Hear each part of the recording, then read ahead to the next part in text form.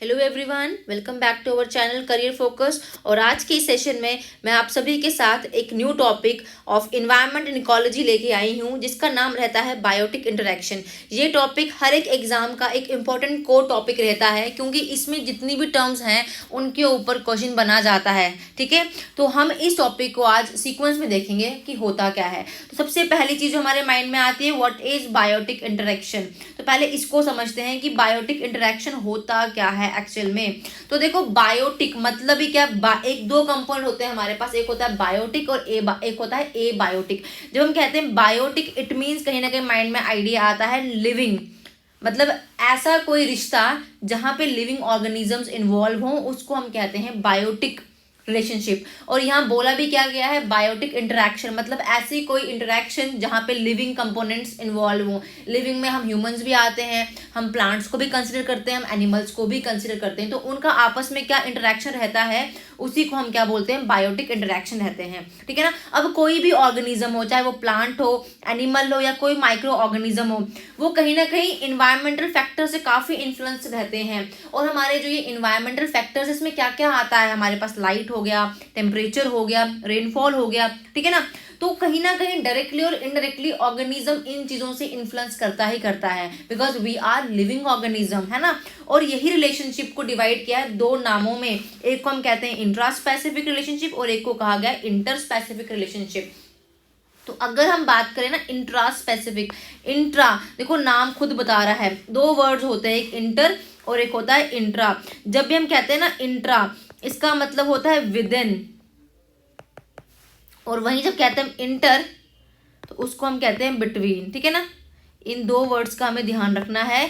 तो relationship between organism of same species, एक से ऑर्गेनिजम्स जो होते हैं ना, विद इन बोलो, इस वर्ड बिटवीन को काट के यहाँ पे हम विद इन कर लेते हैं, मतलब एक जैसे स्पीशीज के बीच में जो रिलेशन है उसको हम बोलते हैं इंट्रा स्पेसिफिक। वहीं जो हम कहते हैं ना दो अलग डिफरेंट स्पीशीज, मतलब बिटवीन टू डिफरेंट स्पीशीज, उसको हम क्या कहते हैं, इंटर स्पेसिफिक रिलेशनशिप कहते हैं। तो कोई भी रिलेशनशिप दो तरह का हो सकता है, कैसे कैसे, एक हो सकता है वो इंट्रा स्पेसिफिक और एक हो सकता है वो इंटर स्पेसिफिक। अब ये रिश्ता जो किसी भी ऑर्गेनिज्म का दूसरे से हो सकता है, कभी कभार क्या होगा, ये उस ऑर्गेनिज्म के लिए उसको ये बेनिफिशियल लगेगा, कभी कभार हार्मफुल लगेगा, कभी कभार क्या होगा, neither beneficial nor harmful, means वो न्यूट्रल रहेगा। तो इसी को मैंने डायग्राम में आगे क्या किया हुआ है, प्लस, नेगेटिव और न्यूट्रल इस साइन से दिखाया हुआ है। प्लस का मतलब क्या रहेगा आपके लिए, मतलब ये बेनिफिशियल है। नेगेटिव का मतलब क्या रहेगा, हार्मफुल। और सेम टाइम पर जब हम लगाएंगे zero, it means neither beneficial nor harmful, it means वो क्या रहेगा, न्यूट्रल रहेगा। ठीक है ना। आइए देखते हैं नेक्स्ट स्लाइड में हमने इसको कैसे डिस्कस किया हुआ है। ठीक है। अब जो हमारे पास इंटरेक्शंस रहती है ना, उसकी कुछ टाइप्स रहती हैं, जिनके नाम क्या क्या है हमारे पास। We have mutualism, we have commensalism, we have amensalism, competition, predation and parasitism. इन पे डायरेक्ट सवाल बन जाता है एग्जाम पे किसी एक टाइप पे। और देखो, अगर ध्यान दिया हो, मैंने टर्म्स लिखा हुआ है नंबर के बाद, टाइप्स, स्पीशीज 1 एंड स्पीशीज 2। अब हमने कहा तो यही है ना कि दो स्पीशीज के बीच में इंटरेक्शन होगी, तो एक को हमने नाम दे दिया है किससे, एक को हमने कह दिया स्पीशीज 1 और एक को हमने कह दिया स्पीशीज 2। वही अगर फर्स्ट टाइप ध्यान दे रहे हो आप, तो नाम लिखा है मैंने म्यूचुअलिज्म और आगे साइन लगाया है पॉजिटिव। मैंने अभी कहा जब हम पॉजिटिव यूज करेंगे इट मीन्स क्या रहेगा, बेनिफिट रहेगा। जब हम नेगेटिव यूज करेंगे मतलब क्या रहेगा, हार्मफुल रहेगा। और जब हम यूज करेंगे साइन जीरो, न्यूट्रल, मतलब अनअफेक्टेड बोल लो या आप बोलो न्यूट्रल।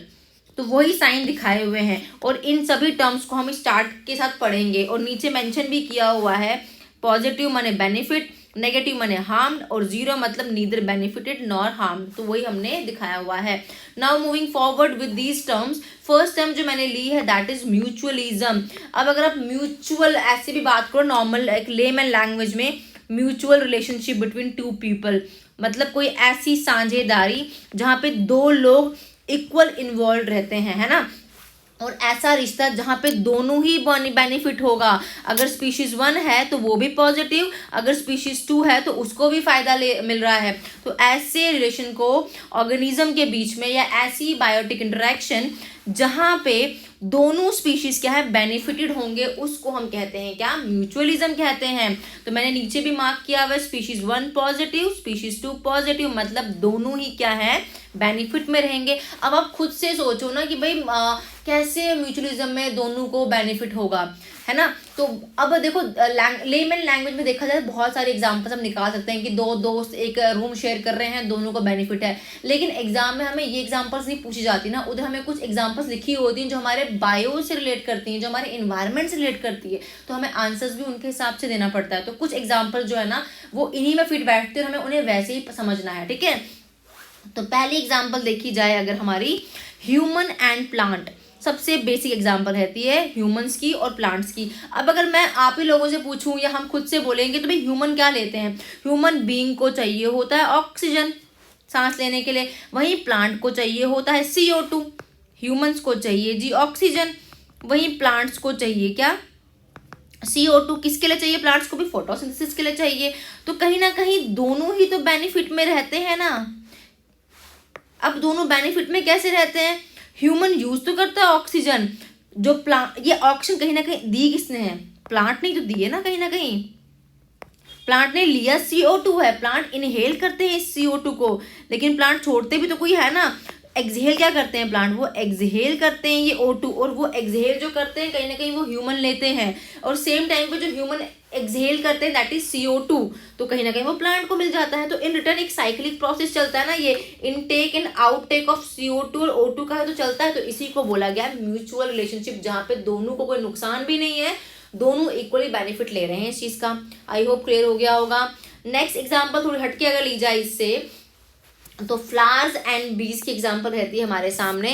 अब अगर इसमें डायग्राम में भी दिख रहा है आपको कि जो बी है वो एक फ्लावर के ऊपर बैठी हुई है, लेकिन होता क्या है एक्चुअल में इस प्रोसेस के अंदर, देखो अगर आप लोगों ने ध्यान दिया हो कभी तो जब बी फ्लावर पे बैठती है तो कहीं ना कहीं बी फ्लावर से क्या ले रही है, कहीं ना कहीं उसके नेक्टर को ले रही है, कहीं ना कहीं बी क्या कर रही है, उसके साथ म्यूचुअलिस्टिक रिलेशनशिप में है, किसके साथ, उस फ्लावर के साथ, है ना। लेकिन ऐसा तो नहीं है कि फ्लावर को कोई फायदा नहीं होता होगा, फ्लावर को भी तो सेम टाइम पे कोई ना कोई बेनिफिट होगा ना। अगर तो बी नेक्टर ले रही है जिससे वो क्या बना रही है, अपना हनी बना रही है, लेकिन वो कहाँ जा रही है, वो क्या एक बी एक ही प्लांट में बैठती नहीं, वो दिन में अलग अलग कितने प्लांट से बैठ जाती होगी, है ना। तो बी क्या कर रही है, कहीं ना कहीं वो पोलन्स को लेके जा रही है उस फ्लावर के, और वो उनको डिस्ट्रीब्यूट कर रही है कहीं एक से ज्यादा अदर प्लांट्स पे, जिससे क्या हो रही है, पॉलिनेशन हो रही है कहीं ना कहीं। तो सिंपल लेमैन लैंग्वेज में समझाया जाए इस कॉन्सेप्ट को भी, तो हनी बी को क्या मिल रहा है, अपना हनी बी को अपना खाना मिल रहा है, और पौधे को क्या मिल रहा है, उस प्लांट का भी तो सेम टाइम पे रिप्रोडक्शन हो रहा है ना सेम टाइम पे। तो उसी को हमने कहा है फ्लावर और हनी बी के बीच में एक म्यूचुअल रिलेशनशिप। नेक्स्ट एग्जांपल देखी जाए अगर यहाँ पर, तो वो रहती है हमारी association between clown fish and C anemone. देखो दोनों समुद्र में मिलते हैं हमें। जो ये क्लाउन फिश होती है ना, ये क्या होती है, ये टेंटेकल्स में रहती है सी एनीमोन के, आपको दिख रहा होगा ये क्लाउन फिश है यहाँ पे, और ये जो है ये टेंटेकल्स हैं किसके, सी एनीमोन के, इसके अंदर छुपी रहती है, जिससे क्या होता है कहीं ना कहीं ये अपने एनिमीज को नहीं दिखती है, ये खुद को प्रोटेक्ट कर लेती है, किससे, अपने एनिमी से बचा लेती है, ठीक है ना। और कहीं ना कहीं ये सी एनीमोन को भी तो फायदा दे रही है ना एट द सेम मोमेंट पे, ठीक है ना।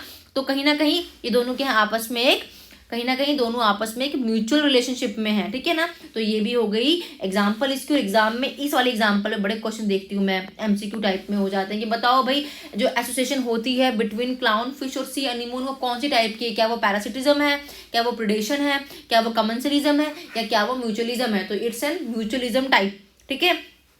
नाउ मूविंग फॉरवर्ड, जो नेक्स्ट टाइप रहती है हमारी वो रहती है कॉमनसलिज्म की।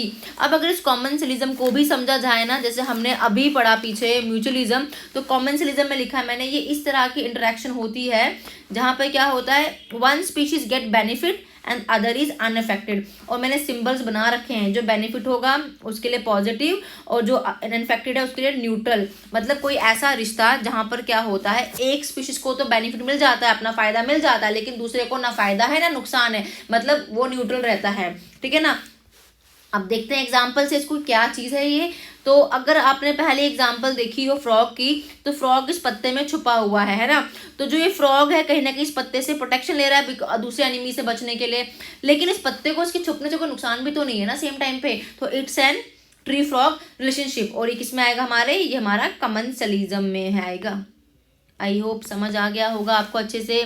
मतलब फ्रॉग क्या कर रहा है, यूज कर रहा है इस प्लांट को अपनी प्रोटेक्शन के लिए।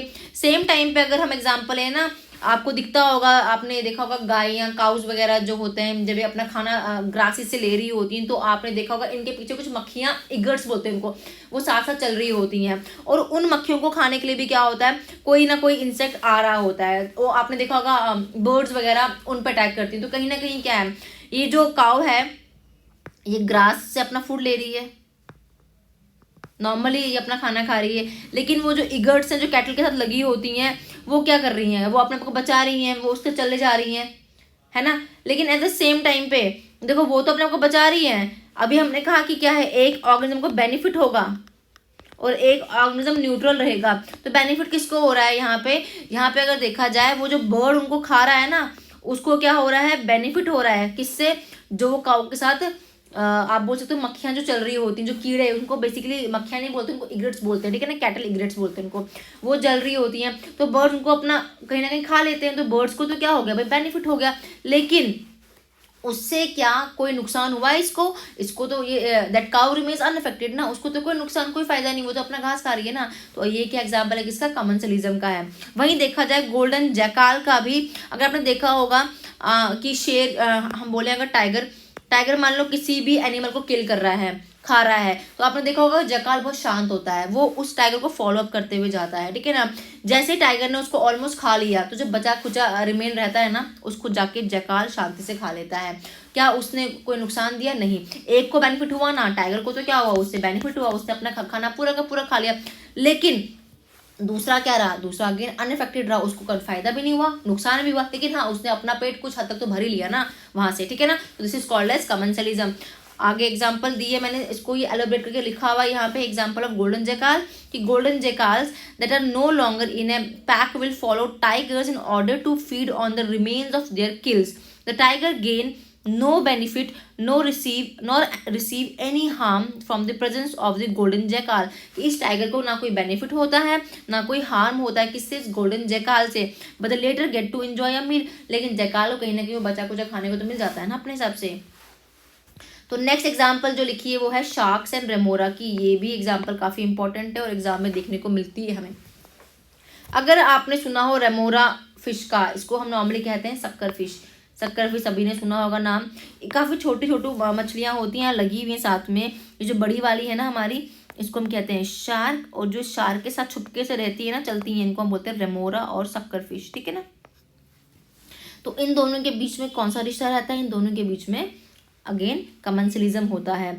शक्कर फिश के पास क्या होता है, रेमोरा के पास शक्कर लाइक शेप होती है उसके दांतों में साफ करने के लिए, ठीक है ना, ठीक है। अभी होती क्यों है इसके ऊपर, बेसिकली क्या होता है, ये शार्क से कहीं ना कहीं खाना भी ले लेती है बचा कुचा, ठीक है ना, और अपने आप को बचा भी लेती है उसकी बॉडी में छुप के। लेकिन इससे क्या है, क्या शार्क को कोई नुकसान है, कोई फायदा है, नहीं। लेकिन हाँ किसको फायदा है, इस रेमोरा को तो फायदा है ना, मतलब वन गेट बेनिफिटेड और अदर रिमेन न्यूट्रल। तो ये किस में आ गया, आपका कमेंसलिज्म में आ गया। Now moving to our next type that is competition. Competition को अगर हम ऐसे भी देखा जाए ना, तो दो लोगों में लड़ाई हो रही है किसी एक चीज़ को लेके, उसको भी 100% मार्क्स चाहिए, उसको भी 100% चाहिए, तो दो टॉपर्स लड़ रहे हैं, तो मतलब वो compete कर रहे हैं, किसके लिए कर रहे हैं भाई, अपनी बेसिक चीज़ों के लिए compete कर रहे हैं, अपनी उस एक जॉब के लिए कर रहे हैं, है ना।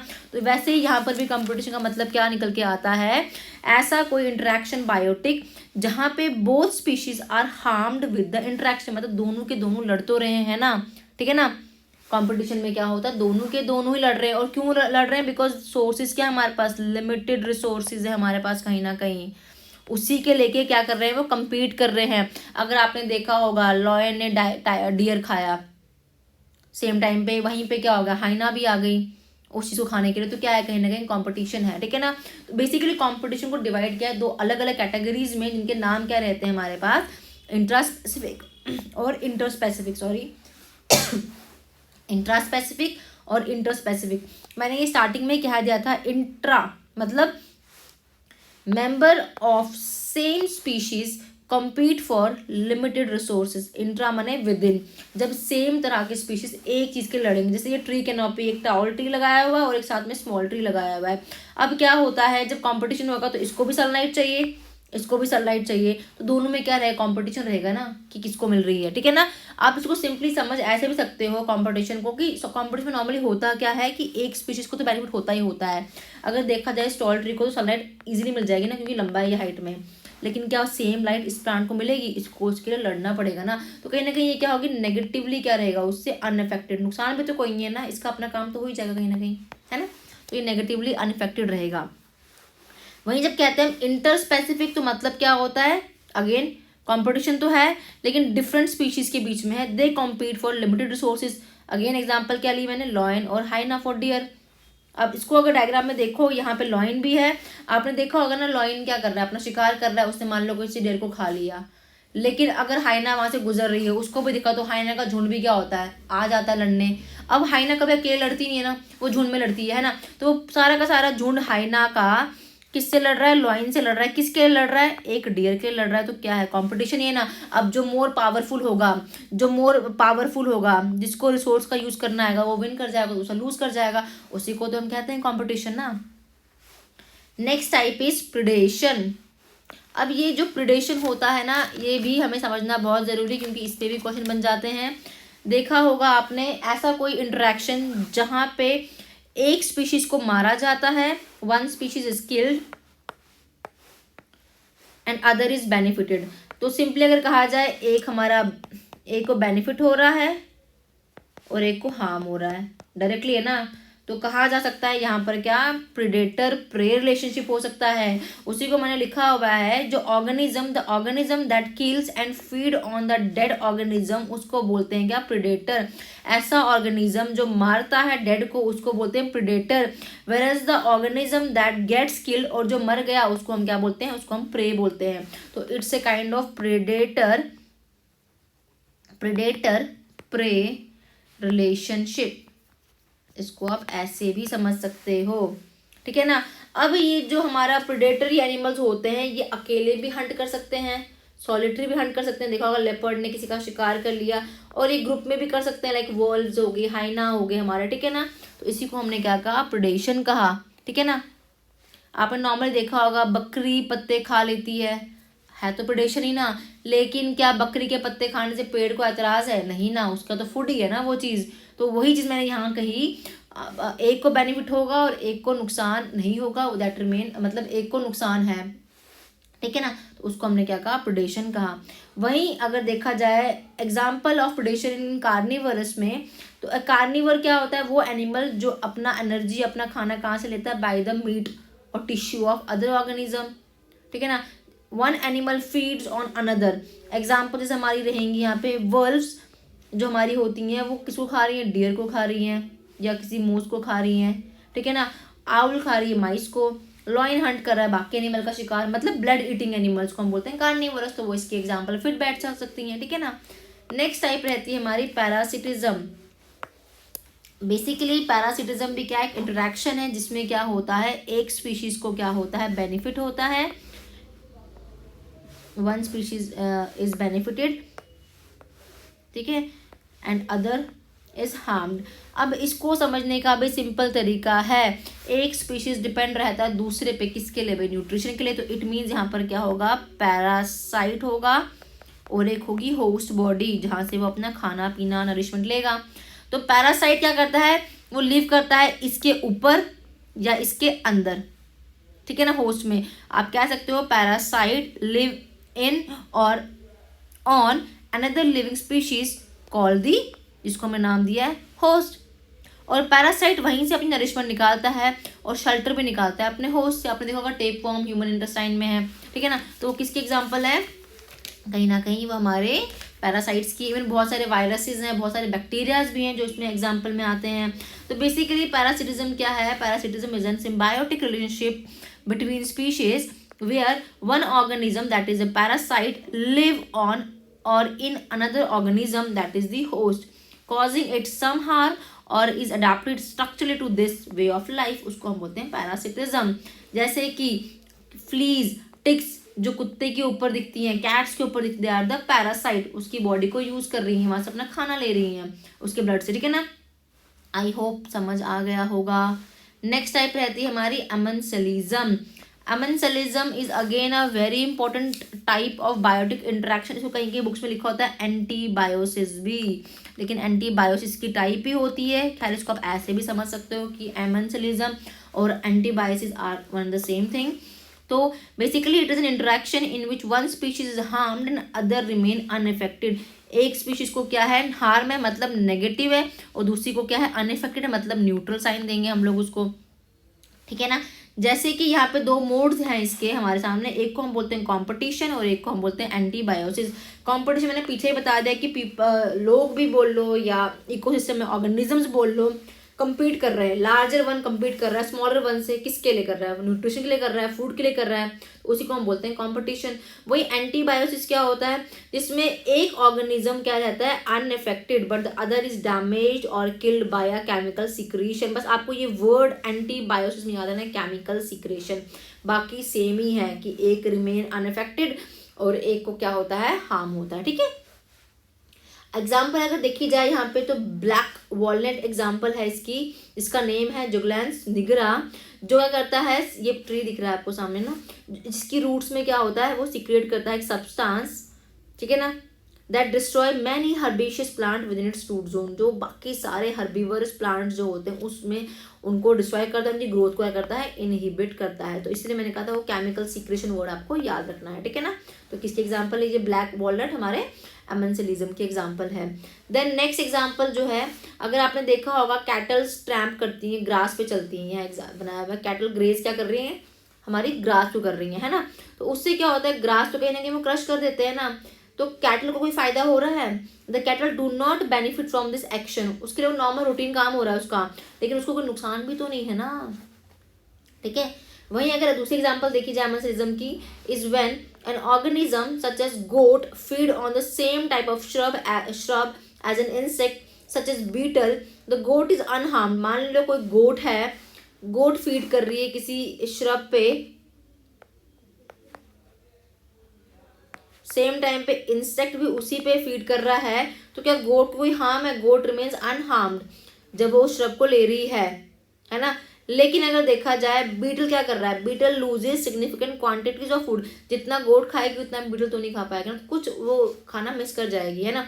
और कभी ना कभी ऐसा भी हो सकता है कि एक्सीडेंटली गोट उसको खा जाए, बीटल को भी। तो इस तरह से क्या है, एक रिमेन्स न्यूट्रल और एक को क्या होता है, एक को हार्म होता है और एक रिमेन न्यूट्रल, तो उसको हम बोलते हैं एमेंसिलिज्म। और वही पिक्चर से मैंने आपको समझा भी दिया है। तो ये कुछ इंटरेक्शंस थी 6 टाइप की, जो हमें पढ़नी पड़ती है और काफ़ी इंपॉर्टेंट एग्जाम से, तो प्लीज़ इनको गो थ्रू जाइए क्योंकि यहाँ से क्वेश्चन बनता है, ठीक है। तो आई होप आप लोगों को लेक्चर ईजी लगा होगा, समझ में भी आया होगा। कोई डाउट है तो प्लीज़ कॉमेंट कीजिए, बताइए हमें। Thank you and have a very nice.